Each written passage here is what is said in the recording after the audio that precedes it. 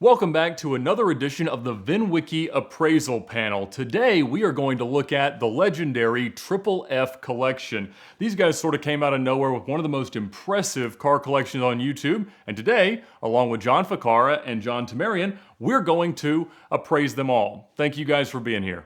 Thank you, Ed. It's an honor to be with you guys. Thanks, Ed. Always great to do more of these. Well, we definitely appreciate it, and it's great to see that the audience is enjoying them as well. This wouldn't be possible without our sponsor, ModFind. ModFind is an enthusiast marketplace where you can buy or sell new, used, OEM aftermarket, any automotive parts, accessories, or things related to the automotive hobby that you want. You can even offer a kickback to incentivize your followers to share it with theirs and sell your stuff much more quickly. So let's dive into the amazing collection of cars from the Triple F collection. These three brothers have accumulated some very impressive stuff, but really their first hypercar was their Bugatti Chiron. It's a gorgeous, kind of iconic color combination. It is a 2019, and I've got that one at $3.2 million. The MSRPs of Chirons have climbed a lot, and they've sold all of them, so I think that they're headed in the right direction. I agree with you, Ed. I think they're headed in the right direction, especially if the next model is a hybrid. I would put it at 3.1 million. I'm right with you, John. I think it's 3.1, and I think these are going to be tremendous cars in the future. Absolutely. The next hypercar on their list is the Koenigsegg Regera. Now, I love to see them driving their car, and they drive all their cars, which is wonderful, but you don't see many Regeras actually accumulating many miles. And I put theirs at about 2.5. That's over its $1.9 million MSRP. I've heard some rumors of some cars going really high. That's actually the starting bid of the seized car in China that's being auctioned off by their government this week. But I think that's the honest money for the car, but I could be argued in the upward direction. I think Koenigsegg's are hot right now. I think there's a ton of collectors that are chasing the cars. I personally don't like the Regera. I think the transmission is very weird. That being said, I think the car is worth probably around 3.2 million. Well, let's see what I have it at. Oh, I have it at 3 million because that car is super rare. I think the market's super hot on them, and I think it might even go up from there. Next up is their Ford GT, a really, really cool blue color, and I love that they've used it on rallies and taken it a whole lot of places. They are tough cars to road trip because there's literally no space for anything. I don't think it quite does $1 million. There's certainly plenty of them that have sold over, and it's not an early car. It's a 2019 rather than a 17 or 18, so I said 950 grand. These things sell like pure commodities. I mean, I think all day long they sell between 950, 1.1, 1,050,000. I'm going to put it right in the middle at about $1 million. Yeah, I've always had a hard time thinking this was ever $1 million car. I'll get it close to $1 million. I think probably about 975. But again, it's got a truck engine in it. Where's the $1 million? That's a good point. Next up is their LaFerrari, kind of the traditional Rosso Corsa spec, black roof. These have gone consistently upward in value. I think today it's probably $3 million. What do you guys think? I have to disagree with you, Ed. These cars have moved up a lot. At one point, they even dropped as low as $2.7, $2.6 million. We sold almost a delivery mileage car at one point for a little bit over $3 million. They've gone up in the past 2 years. I don't see them coming back down. As long as this car has a replacement battery, which is like 200,000, I would put it at 3.5 million. Wow. Well, it's hard to argue with somebody with your experience, John. I initially wrote down 3 million. I was kind of there with Ed. But the Ferrari, they only made so many of them, and they do have a passionate following. And you're right about that battery. That is a demon in the future. But if you can afford a $3 million car, that's pennies to pay for that battery. But even if it's pennies, the wait, last I heard, was about 2 years to get a new battery because so many of them need them. Temerian, you and I were trying to lowball that yellow car that did not have a battery, and it would not run. It's not that the cars can move at all. They need to eventually offer some delete package, I think, so that you can just run it like a FXXK without the hybrid assist. But regardless, an impressive car. Next up is their 458 Spider. I put this at 225. I know that there have been a lot of very expensive 458s lately, but I think that area of the market is the first to start settling down, and I think that's fair money for the car. I agree with you, Ed. I think, the hype around 458 Spiders is just pure hype. It's a great car, but they were mass produced. I love the cars, but again, it's nothing that's that incredibly special. I'm going to put it at 230,000. I'm going to go just a little higher. I'm going to go 235, just because I've seen so much movement in the market up and down and all over the place that I think if you had a really nice one, we don't have the mileages on any of these cars, so I can't tell how low mileage it is. But I think a really nice one could go for about 235. There we go. Yeah, all their cars have like 5,000 miles because they drive them as much as you can when you've got this many of them. Their P1 is special even for a P1. Like most of their McLarens, it's in blue carbon. It's a spectacular looking car. I've seen pictures of it driving in the rain on rallies. Super cool to see. Because of the blue carbon body, which was a $250,000 option originally and super exclusive, I think that pushes this car up towards $2 million. A lot of the P1s are getting upfitted at the factory with a better battery that's lighter weight and gives more power, and so the market for P1s has been super duper strong lately. So I think the car's 1.8, maybe a touch higher. I agree, Ed. We've seen transactions recently at 1.6, 1.7. This is a bare carbon car. That is just so cool. They're super rare. I haven't driven one yet, but I have a very dear friend in the Middle East that tells me it's his favorite car. So I'm going to put it at 1.9. Yeah, I was there when Bruce Canepa, I think, got one of the first P1s into the country, and it arrived. And he's a real tough character when it comes to cars, and he loved driving that compared to all his other hypercars. And I think the blue carbon pushes it super solid. So I think 1.85 is a good number for that car. Their Senna also has blue carbon, but it's accented with orange. Not my favorite visual color combination, but still a very special car with a very high MSRP. Sennas, sometimes they sell, sometimes they sit, but I think that car is 1.2. I agree completely, Ed. We sold a car about now probably almost 2 years ago, and at the time I think we gave it away. But the reality is they've come back up.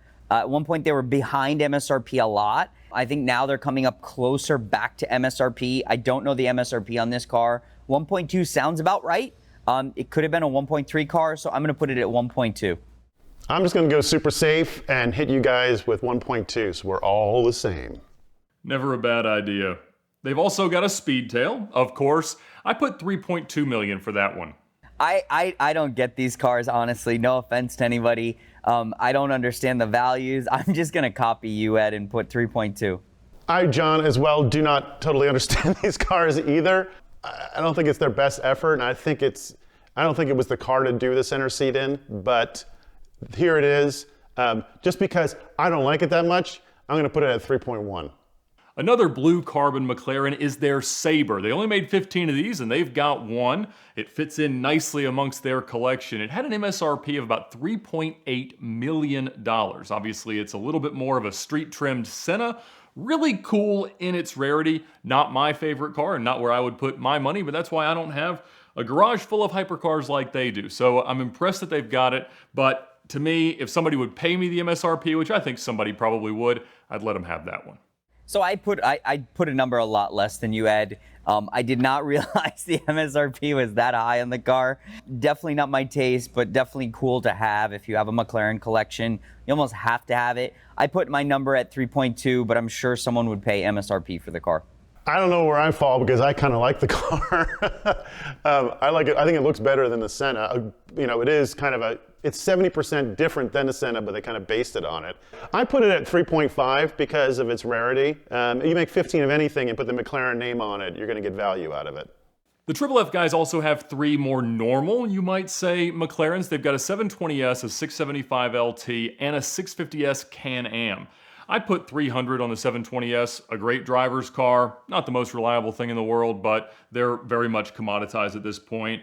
The 675 is very, very cool. It's a high-spec car with the roof scoop. The roof scoop cars, even though it was about 80 grand originally to have all that, now they bring considerably more. And so that one pushes over 300 to me, maybe even into the high threes to the right buyer because it's a special MSO blue. But I don't know, I'm gonna call it 375, just to be nice. I like the car. The 650S Can-Am, we could not sell those at all. I was at McLaren Atlanta when we got them in. It had a cool black carbon roof, but other than that, not all that special. I put it at 190.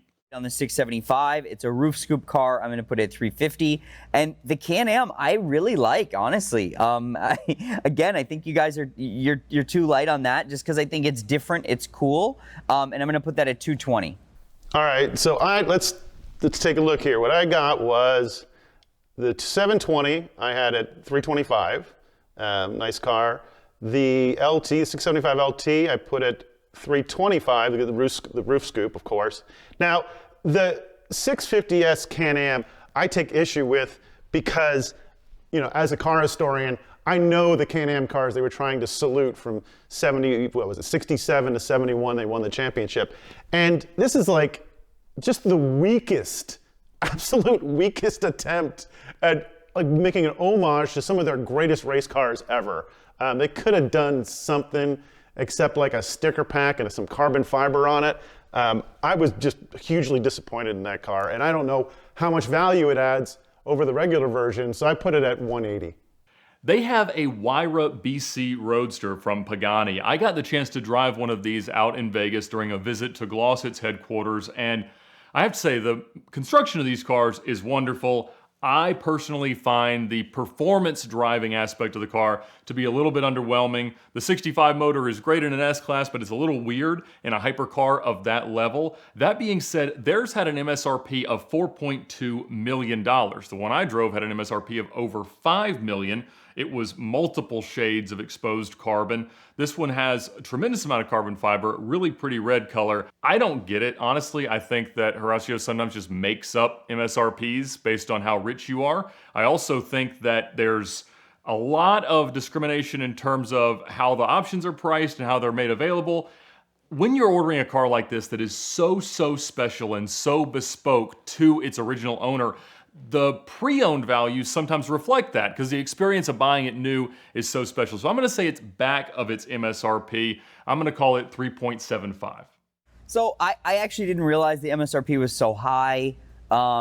You know, I will say, yes, the price of these cars are insane, but there are a ton of buyers for these cars at the end of the day. I think there's 25 Huayra BC Roadsters, if I'm not mistaken. So very limited production if you wanted one. I think if Horacio Pagani stops actually producing these cars, unlike the production of the Zonda, then yes. So I'm going to say MSRP, you know, I thought it was $4 million. I put the car at $4 million, but I'm going to say you should be able to get MSRP for this car. My research said they made 40 of these, or plan at least. I don't know what the exact number was, but not that changes it a lot. They are bespoke, and it's kind of interesting when you compare the prices to something like the Bugatti. Which one would you rather have and drive? But the Pagani is just a work of art. I mean, honestly, you know, there's no comparison in the detail work and the look of the car. I've never been fortunate enough to drive one like Ed, but man, I would love having that sit in my garage for sure. Probably even more visually than the Bugatti. But yeah, I see them getting like $4 million. They also have a BC Coupe, which I prefer to the Roadster because you get the Gullwing doors. The Coupes are super duper cool. They're all obviously very rare. This car was ordered new by a fairly famous Lamborghini collector, Chris Singh, that lives down near you, Temerian. He's got amazing taste in amazing cars, and he was one of the first people to really buy into Pagani as a brand. He had an early Huayra that was in exposed carbon, and he spent a lot of time, because I knew him quite well at the time that he was ordering this car, and I know the time, effort, and thought that he put into the spec of this Macchina Volante, which I think means flying machine, something like that. So super cool. I think it's worth about 3.5. There's not many comps for these cars. There's the car that was seized that's up at Miller Motor Cars, the green car with the brown carbon that's set for sale for a while, but I got to imagine somebody pays about that. I agree with you, Ed. I think you know, Chris did an incredible job speccing this car, and I remember when it first came out with it had that cool sort of material on the interior and all these cool features. It's probably one of my favorite Huayras that I've ever seen. So I'm going to put it at 3.75 because I know he spent a lot in extra features, and I think it's a very cool car. It's interesting how you lose $500,000 or $250,000 if the roof doesn't come off. So I put it at 3,750,001 in case we ever had to play the prices right, and I think it would just be a little over that. The boys have a 2020 DBS Superleggera. I love this car from Aston. They've also got a 992 Turbo S. Between those, I think they represent the best new, like totally daily drivable, anybody could hop in and have a great time, exotic cars. It's great to see them getting so much use out of the cars. I put 300 for the DBS and 260 for the Turbo S. Just awesome to have. I think you nailed it, Ed. I think these are the coolest modern daily cars that you could have. I think the DBS market's a little inflated, even though it's an incredible car. Astons do not maintain their value very well. So I'm going to put that at 275. On the 992 Turbo S, I mean, listen, you could spec a car up to 280, 290, maybe 320,000. So I think it's really MSRP dependent. I love these cars, and I've been looking for one. I think they're bringing today probably 50 to 60 over sticker, so it really is MSRP dependent. I put it at 300,000. These are both cars I'd love to have in the garage, and it's just weird to talk about a daily driver when those cars are capable of 200 miles an hour. Like something that back in the day you would have to build a specific car to break the 200 mile an hour range, and now it's something you can go get your groceries in. I think they're both tremendous vehicles. I put them both at $280,000.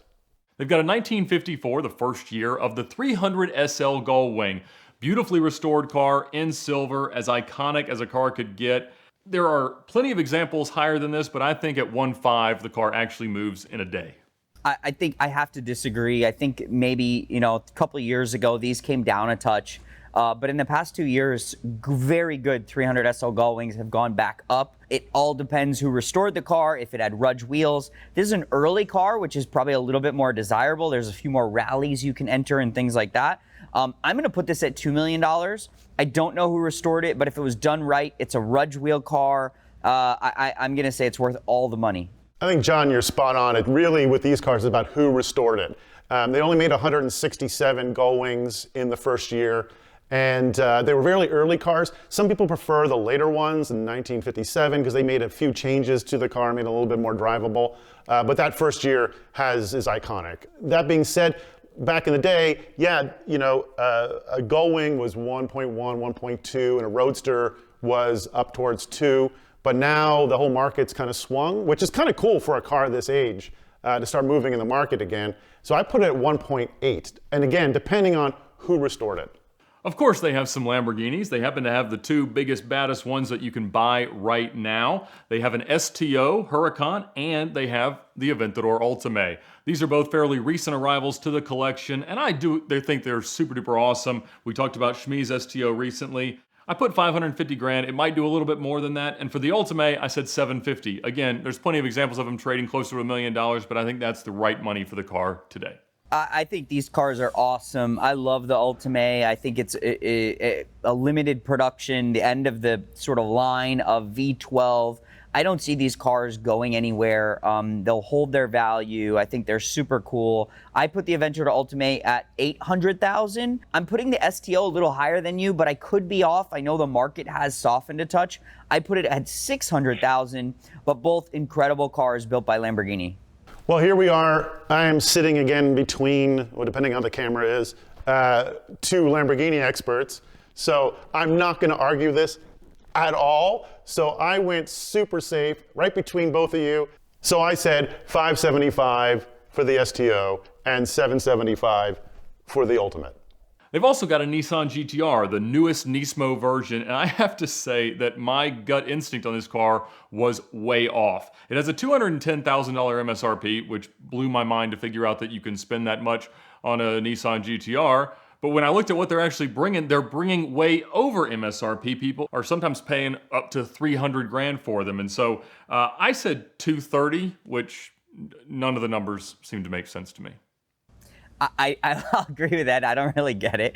But again, I mean, I don't know if this is the last of the generation of GTR. And a Nismo, if you look back now, I saw a Nismo 97 GTR in Sweden that was like 2.5 million asking price. So, maybe if this is a rare car, I don't know much about them. I'm going to put it at 260 because I know they're bringing at least 50 grand over MSRP.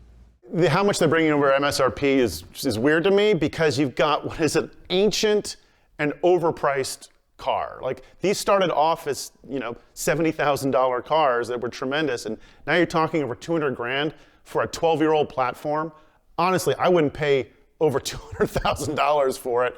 If somebody's, into it and they're going to pay that, I think anything over that is a huge premium for something that really doesn't deserve it. And the final car that we're going to appraise for the Triple F collection today is their 1963 split window Corvette. One of the coolest Corvettes that you could buy. I put it at 150 grand. Definitely one of the coolest Corvettes you could buy. Bill Mitchell was a family friend of my father's, and he designed the split window. I do believe, though, that there's a generation that's sort of a generational shift, and I think the 50s and 60s cars are going to get a little bit more difficult to sell in some sort of markets, but a split window is so iconic. I put it at 140,000. I'm going to have to disagree with you a little bit, John, on the Corvette, because I think certain classics, the classics of the Corvettes, the split window is the car. And that will continue moving up market. I think it'll continue forever, even from one generation to another. It'll be handed off as being one of the coolest cars you can buy from Chevrolet. So I easily could see this car bringing $160,000. Now, I don't know the spec of it. If it's a fuel-injected car, it could be worth tens on tens on tens of thousands over that 160. But I think it's a safe bet. It's a great car to buy. It's an iconic American sports car.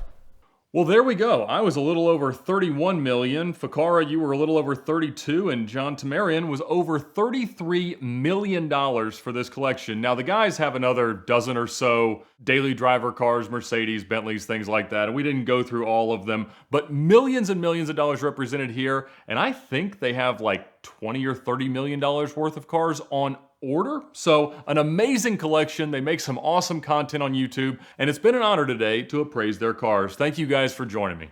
Thank you, Ed, and truly congratulations to these guys for putting together an incredible collection of really, really incredible cars and also incredible specs. I'll say I love the mixture of some vintage stuff as well. Definitely some cool stuff. Thanks, Ed. Thanks, John. Thanks, Triple F. Congratulations on an amazing collection. I'm always encouraged when people who really focus on kind of the hypercar end of things delve into the classics like the Gullwing and the split window. And I encourage anybody with a collection and the means for these things to have a wider breadth of their collections, to have the hypercar, but also at the other end, have a Mercer runabout or a pre-war Bentley blower to give yourself and the people watching a complete spectrum of what the cars are and how fantastic all cars are across the years. So thanks again to our sponsor, ModFind. Check out ModFind now at the link in the description below. Download their updated app and buy or sell the next part for your car or project. Thank you all for joining us today. We'll see you next time.